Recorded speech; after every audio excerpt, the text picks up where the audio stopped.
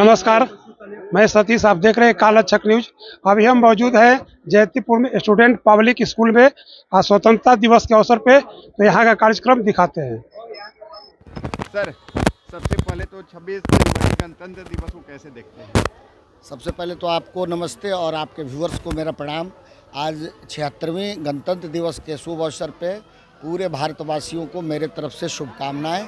और ये गणतंत्र दिवस की जो व्यवस्था बनाई गई है, ये बड़ा ही आज के समय में माकूल बात है उसको समझने की। आप देखिए कि भारत आज़ाद हुआ 1947 15 अगस्त को, मगर आपके स्वतंत्रता के बाद आपको एक नागरिक होने का एहसास और इन सब चीज़ों को संवैधानिक चीज़ों को आगे बढ़ाने के लिए एक संविधान की स्थापना बनाई गई, उसका पूर्ण रूपेण लागू किया गया 26 जनवरी 1950 को। उस दिन से आप एक नागरिक हुए और नागरिक का कुछ कर्तव्य होता है, कुछ अधिकार होता है। संविधान ने आपको कर्तव्य भी दिया है, अधिकार भी दिया है। आज के परिवेश में सबसे बड़ी समस्या है कि लोग सरकारें नागरिक नहीं बना रही है। ये आज के संक्रमण काल का सबसे बड़ा विद्वेष है। और इसी तरह से झंडा फहरा देने से या अन्य चीज़ों को कर लेने से, जिलेबी खा लेने से गणतंत्र दिवस का महत्व स्थापित नहीं होगा। इसको तब तक स्थापित नहीं संघर्ष करना पड़ेगा जब तक कि लोग नागरिक न बने। और लोग नागरिक कब बनेंगे? जब वो शिक्षित होंगे। सरकारों की नीतियों को देखिए, शिक्षा के प्रति कितनी उदासीनता है। पुल पुलिया, नली गली, रोड बनाने के लिए पैसा है, मगर शिक्षा के उच्च मापदंड को खड़ा करने के लिए सरकार के पास कोई विज़न नहीं है, कोई व्यवस्था नहीं है।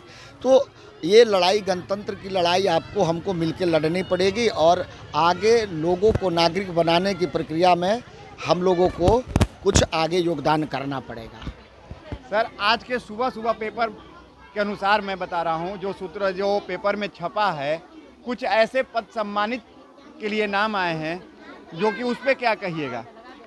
देखिए, सबसे पहले तो कल भारत सरकार ने पद्मश्री, पद्म भूषण और पद्म विभूषण सम्मान से बिहार के 6 लोगों को सम्मानित किया।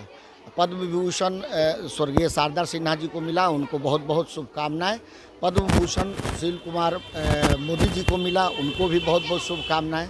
और 4 लोगों को पद्मश्री मिला, आचार्य किशोर कुणाल जी को, निर्मला देवी जी को, हेमंत कुमार जी को और भवेश जी को।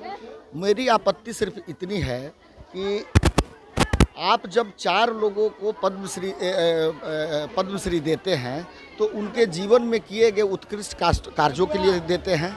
तो एक आचार्य किशोर कुणाल जी का चरित्र, जो अपने जीवन काल में उन्होंने आईपीएस की नौकरी करते हुए और जो शपथ लिया था कि भय और प्रलोभन से दूर रहेंगे, उन्होंने बेबी हत्याकांड से लेकर अपने जीवन के आईपीएस के किसी भी पोस्टिंग में उन्होंने ऐसा एक मिसाल पैदा किया था जो कि उस कालखंड से लेकर आज के कालखंड तक इतने बड़े आईपीएस अफसर कोई भारत में बहुत कम ही पैदा लिए थे, जो अपनी कर्तव्य परायणता और निष्ठा और सेवा के लिए याद किए गए।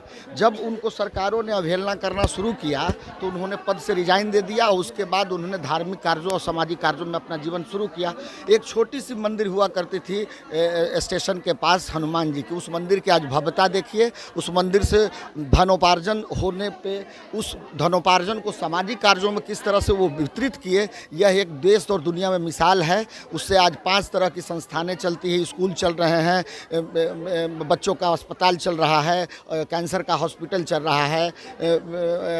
यहाँ अयोध्या में हनुमानगढ़ी में प्रतिदिन भोजन का लंगर जो चलता है वो हनुमान मंदिर से चलता है। कितने कार्य मैं बताऊं। उस तरह के व्यक्तित्व को, एक भवेश जी जैसे पत्रकार को, मैं मानता हूं अपने जीवन में वो भी अच्छे किए होंगे, मगर उनका तुलना और आचार्य किशोर कुणाल जी की तुलना, मुझे आसमान और पताल का फर्क दिखता है। और ये आपत्ति नोटिसेबल है, लोगों को इस पे सोचना चाहिए। मैं आपके लिए भी प्रश्न छोड़ता हूँ कि जब आप किसी मापदंड को खड़ा करते हैं तो उसकी बराबरी को देखना पड़ेगा। और ये बराबरी नहीं है। जहाँ तक हेमंत बाबू की बात है, वो भी किडनी के बहुत बड़े डॉक्टर हैं, लोगों को सेवा करते हैं, मगर आचार्य किशोर जी के साथ उनकी तुलना हमारे समझ में तो सही नहीं है। एक महिला जिनको मिला एक पुरानिक चीज़ों को आगे बढ़ाने के लिए मैं उनको मानता हूँ, पूरा अपना जीवन उस कार्य के लिए दिए थे और उनका कहना भी है कि 39 साल बाद मुझे सम्मान प्राप्त हुआ।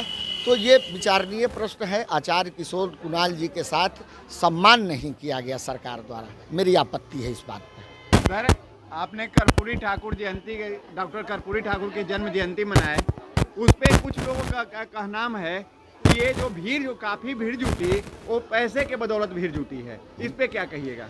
वो तो आप देख रहे थे, हम लोग जा रहे थे तो आप पत्रकार आप कवरेज करिए रहे जी, थे। बिल्कुल। हमारे साथ तो एक भी ऐसे लोग नहीं गए, हजारों लोग गए थे। और जब विपक्षी दलों को कोई मौका नहीं मिलता है, क्योंकि इतनी बड़ी भीड़ देख के वो अचंभित थे, तो वो अपने कुछ पत्रकारों के भेज के और उस तरह का बाइट वाइट एक दो ले लेते हैं। इससे कुछ होने जाने वाला नहीं है। वो स्वतः भीतर था, कर्पूरी जी के मानने वाले लोग थे, वो लोग अपनी आस्था जनसुराज में प्रकट करने आए थे। ये एक मानक खड़ा हुआ है जो आज तक के इतिहास में, बिहार के इतिहास में कर्पूरी जी की इतनी बड़ी जयंती कभी नहीं मनाई गई थी। ये बढ़ते जनाधार जनसुराज का प्रतीक है और आगे आने वाले बिहार के चुनाव का एक बदलाव का संकेत है। तो क्या लगता है कि 2025 का इस बार विधानसभा चुनाव बिल्कुल जीत पाइएगा? लोग धरातल पे इंतजार कर रहे हैं मौके का कि कब वोट करने का समय आए, ठीक है ना। वो लोग शांत हैं, चुप है, अपने 35 साल के वो जो उनके साथ अन्याय हुआ है, जो उनके साथ धोखा हुआ है, उसका बदला लेने के लिए। बहुत बहुत धन्यवाद।